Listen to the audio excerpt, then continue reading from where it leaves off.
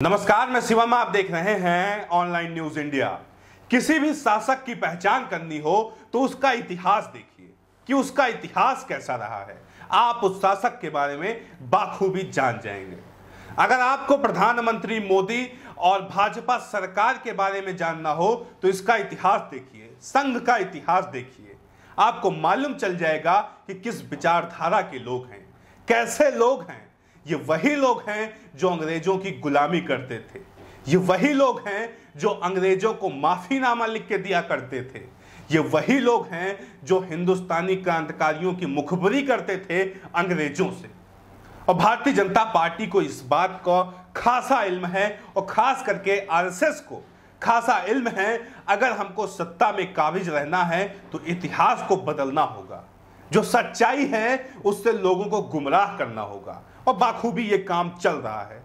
WhatsApp university के जरिए आपके सामने तरह तरह के षड्यंत्र परोसे जाते रहते हैं कि कैसे आरएसएस और विश्व हिंदू परिषद भारत को आजादी दिलाने में अहम रोल निभाई थी। लेकिन हकीकत सबको पता है कि कोई भूमिका नहीं थी आरएसएस की, कोई भूमिका नहीं थी विश्व हिंदू परिषद की। और इसी चीज को जानते हुए अब ये एक नया इतिहास रचने की कोशिश कर रहे हैं और उन लोगों का नाम मिटाना चाह रहे हैं जो लोग इस देश की आजादी के लिए शहीद हुए थे, इस देश की आजादी के लिए अपना सब कुछ न्यौछावर कर दिए थे। उन लोगों का नाम मिटाने का काम कर रही है भाजपा सरकार, ये मोदी सरकार। खबर देखिए आप, livehindustanCom की खबर है। स्वतंत्रता सेनानियों की लिस्ट से हटे 387 नामों पर छिड़ी रार। केरल के नेता ने उठाया सवाल। आप बताइए, 387 स्वतंत्रता सेनानियों का नाम हटा दिया गया भाजपा सरकार के द्वारा।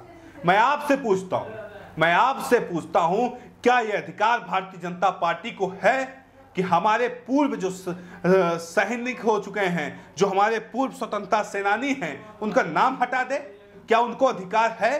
क्या उनके पास ये अधिकार होना चाहिए? हमारा मत नहीं होना चाहिए।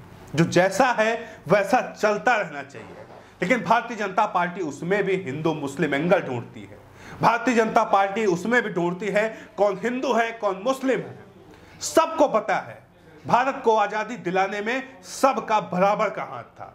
क्या वो हिंदू हो, क्या वो मुस्लिम हो, सिख हो, ईसाई हो, सब लोग मिलकर भारत को आजादी दिलवाए थे।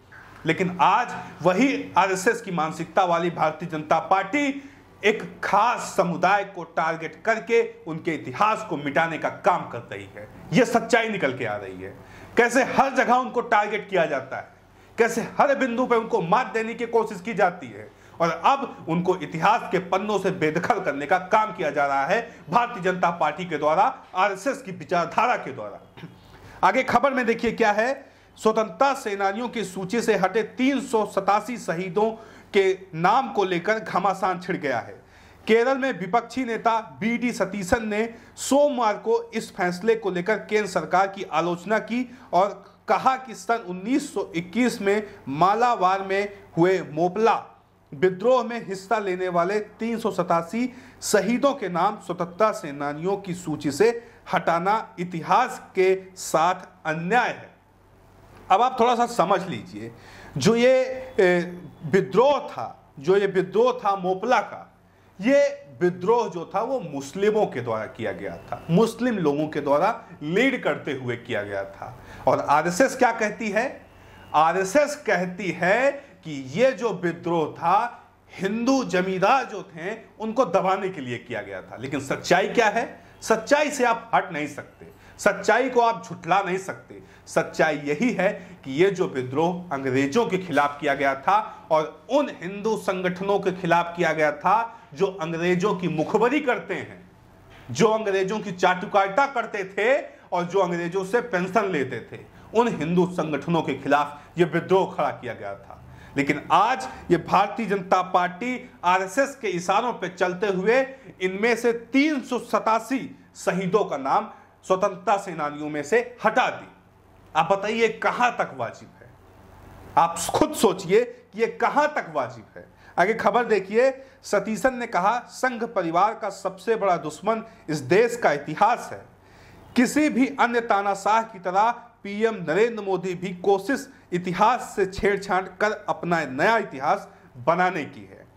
बता दें कि सन 1921 में ब्रिटिश अधिकारियों और उनके हिंदू सहयोगियों के खिलाफ केरल में मोपला मुसलमानों ने सशस्त्र विद्रोह छेड़ा था। यह विद्रोह करीब 6 महीने लंबा चला, जिसमें लगभग 10,000 लोगों की जान गई थी। आरएसएस लंबे समय से इस मुद्दे को उठाती रही। उनका कहना है कि यह विद्रोह सांप्रदायिक था, जिसमें मुस्लिमों ने हिंदू जमींदारों को निशाना बनाया था। सतीशन ने फेसबुक पोस्ट में लिखा, कुंज अहमद हाजी एक लीडर योद्धा थे जिन्होंने बिना थके ब्रिटिश सेना के खिलाफ जंग लड़ी।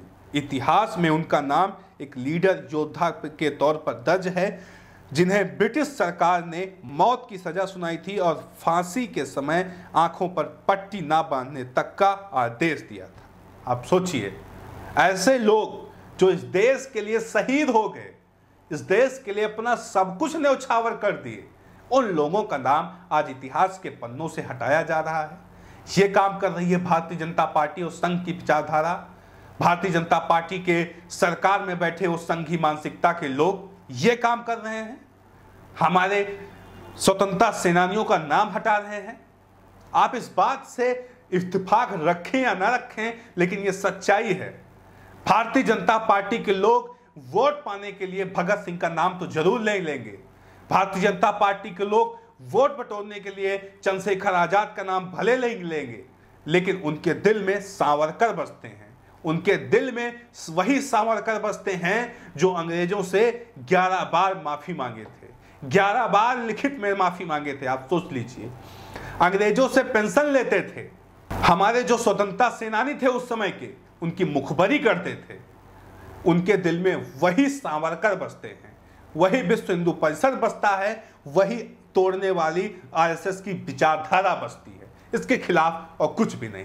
कितना भी वो भगत सिंह का नाम लेकर वो वोट पटाने की कोशिश कर लें, लेकिन सच्चाई सबके सामने है। सच्चाई सबको पता है कि प्रधानमंत्री मोदी क्या चाहते हैं, कैसे वो एक समुदाय विशेष को, लोगों को टारगेट करके उनको अलग थलग करने की कोशिश कर रहे हैं, कैसे वो एक समुदाय विशेष के लोगों को कपड़ों से ही पहचान लेते हैं कि वो कौन लोग थे। ये सारी चीजें उस आरएसएस की विचारधारा से निकल रही हैं। इसका श्रेय किसी को भी दे दिया जाए, लेकिन इसके जो बीज के अंश हैं वो आरएसएस से निकल रहे हैं। वो आरएसएस जो 1925 में जन्म ले ली थी, लेकिन आजादी में कोई भी उसकी भूमिका नहीं रही। किसी भी तरीके की भूमिका वो आजादी के समय पे नहीं निभाई थी। और वही आरएसएस आज देशभक्त होने का दावा ठोकती है। वही आरएसएस जो 1960 तक अपने कार्यालय में हिंदुस्तान के तिरंगे झंडे को नहीं अपनाया था, अपने कार्यालय में हिंदुस्तान के तिरंगे को नहीं लगाया था, वो आरएसएस आज देशभक्ति की बात करती है।